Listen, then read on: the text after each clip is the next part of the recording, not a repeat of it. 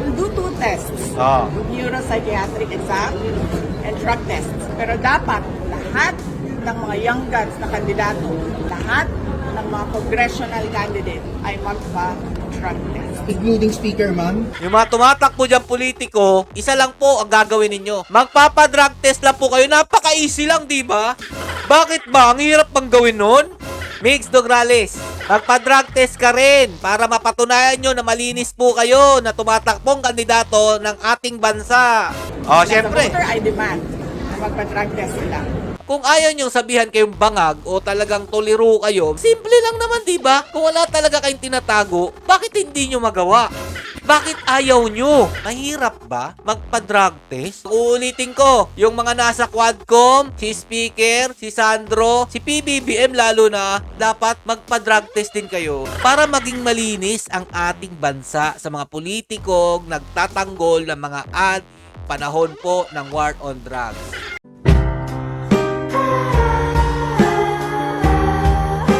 Yo, what's up mga lods? It's Miguel Peps TV. Welcome back po sa ating channel. Hindi po sinipot ni dating Pangulong Rodrigo Roa Duterte ito pong Quadcom dahil hindi nga daw po maganda ang kanyang pakiramdam. Galing pa po siya ng Manila at kadarating lang po niya dito sa amin sa Davao City. Pero mga lodi, tuloy-tuloy pa rin po ang investigasyon ng Quadcom sa walang sawa po nilang paninira sa mga Duterte sa panahon po ng war on drugs. Ito nga po, tinuod na lang po nila ng pansin yung pagpatay po kay Los Baños Mayor. Bakit po mga lodi, ito po yung tinatalakay nila. Ito po yung video ha. Perez, a former vice governor of Laguna, is accused by President Rodrigo Duterte of involvement in the illegal drug trade. Yan po mga lodi ang dahilan. Kasi nga po, isa po siya mga lodi sa mga binanggit po ni Tatay Duterte na alam nyo na meron pong illegal na kalakaran o yan po sa illegal na droga. At ito nga po, meron daw pong nagpa-assassinate sa kanya. At ang tinuturo po nitong Quadcom mga lodi, kawawang mga pulis na nalilink po dito po sa paggunita nitong war on drugs. Anak ng tinapay, mga idol, ang lupit po talaga ng Quadcom. Pero ano po talaga ang totoong motibo nitong Quadcom? Bakit po patuloy po nilang iniimbestigahan kung ano man po yung ikasisira ng mga Duterte sa panahon po ng war on drugs? Kasi mga lodi, ang alam ko dito, pinagtatakpan lang po talaga nila na wala naman po talagang flood control. Nililihis lang po nila ang issue ni PBBM lalo na po ngayon meron po mga pagbaha sa ating bansa. Nililihis lang po nila na wala pong proyekto na ginagawa itong Bongbong Marcos administration at wala pong maipagmamalaki kundi ang puro ayuda lang. Yan po ang sa tingin kong ginagawa nitong Quadcom. Naglilihis lang po ng kakulangan, ng kahinaan ng ating administrasyong Bongbong Marcos Jr. Kaya po nila binabanatan ang war on drugs po nung panahon po ni Tatay Duterte. At sinasabi po nilang nababaliw po si VP Sara Duterte. Ito pa nga po mga lodi, kitang-kita po natin sa social media kung ano po yung pinapakalat nilang balita. Na ito nga daw po, di umano si VP Sara Duterte, kailangan na po magpa-check up. Ito pa nga po mga lodi, nakikisaw-saw po yung ginulpi po ni Raymar Santiago. Tutok Tulfo, kahit na may pagkabobo daw po itong Pangulong BBM ay hindi siya baliw dahil di niya pinapatulan si Vice President Sara Duterte dahil ang pumatol daw po sa baliw, buang sa Bisaya ay baliw din. Alam ko mga Bisaya rin to mga idol. BBM is ignoring Sara's rant against him and his family bespeaks of the good breeding. Isang baliw lang ang magbibitaw ng salitang hukayin ko ang tatay nyo, itatapon ko sa West Philippine Sea. Baliw o buwang ang ating Vice President. Wow. At tino-tinunong ginulpi ni Raymar Santiago, mga idol, no? Kung hindi ako nakakamali.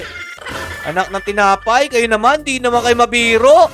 Sino ba talagang unang gusto magpahukay dito po sa ama ni Bongbong Marcos Jr. at ipaalis po dyan sa libingan ng mga bayani? Di ba po ang kampo po nila mamalilin at ngayon po ikakampi na po nilang anak na tinapay naman kayo, oo. So ito pa mga lodi, isa pa po sa nagsabi po na parang ang dating may sakit po sa utak si VP Sara Duterte o nababaliw nga. Ito nga po nag-react si Sandro Marcos. Pero bago po natin talakay ito si Sandro Marcos, si Sandro, Ito po muna. Dahil po sa pinapakalat po nila na nababaliw na daw po si VP Sara Duterte at kailangan daw po magpa-check up sa psychiatrist o etc. ba yan, hinamon po sila ni VP Sara Duterte at lalo na po yung mga gustong tumakbo sa politika, mga idol. O, pakinggan nyo mabuti ha, yung mga nagsasabing baliw si VP Sara Duterte. Dapat, kayo rin, gawin nyo tong hamon ni VP Sara Duterte sa inyo para mapatunayan natin kung sino nga ang baliw, sino po talaga ang mga buang, sino po yung bangag. Yan, pakinggan nyo mabuti ha, lalo na yung mga tansong talangka dyan. I will do 2 tests. Oh. Neuropsychiatric exam and drug tests. Oh. Pero dapat, Oh. lahat ng mga young guns na kandidato, lahat ng mga congressional candidates ay magpa-drug test. Including speaker, ma'am? Siyempre, kasama si speaker lalo na. Ano ang tinapay naman? Oh, yan ang hamon ha. 2 po yung ipapatest po ni VP Sara Duterte sa psychiatric at saka yung drug test. Pero yung hamon po ni VP Sara Duterte sa mga young gods daw po, yung mga tumatakbo dyan politiko, isa lang po ang gagawin ninyo. Magpapa-drug test lang po kayo. Napaka-easy lang, di ba? Bakit ba? Ang hirap bang gawin nun? O, ito pa, tuloy pa natin to mga lodi. Pati daw po si speaker dapat kasama. As a voter, I am asking the candidates for Congress doon sa distrito ko, O, yan. sa first district of Davao City. Now, 2 lang yung maalala ko ngayon, but I'm sure meron pang ibang kandidato. Ina. Maalala ko si Margarita Nograles, Number 1, Margarita Nograles aka Amping Kanunay. Migs Nograles, magpa-drug test ka rin para mapatunayan nyo na malinis po kayo na tumatakbong kandidato ng ating bansa. Sino pa? and si Paulo Duterte. Oh, As a syempre. voter, I demand na magpa-drug test sila. Pati yung kapatid po ni VP Sara Duterte, dinidiman po na magpa-drug test din. Walang bias-bias dito mga idol. Yung mga nasasabing bangag ang mga Duterte, sila yung mga adik dahil mga tatuan. Kagaya ko may mga tattoo din ako pa. Sabihin nyo, adik ako ha. Kaya ko kayong hamunin, drug test tayo. Sino nagsabi diyang adik ako? Ganon lang kasimple, diba? Napakasimple lang ng hamon ni VP Sara Duterte. Ito na nga po mga lodi, inunahan na po ni Congressman Pulong Duterte o Paulo Duterte ang pagpapadrug test mga lodi. Yung request po ng lahat, yung hair, follicle, something. Huwag po yung mga ihi-ihi lang. Anak ang tinapay naman, oh. Pwede naman madaya yun. Ito ang ginagawa po ni Paulo Duterte o Congressman Paulo Duterte. Dapat ang ginagawa ng mga gusto tumakbo at gusto po magkaroon ng posisyon sa gobyerno. Sa tingin ko, dapat kasama po dito si PBBM. Ang tagal na po natin tong request mga idol pero hindi pa rin po niya ginagawa at pangisi-ngisi lang po siya dyan. Pag tinatanong siya kung handa ba siya magpaganyan na drug test mga lodi.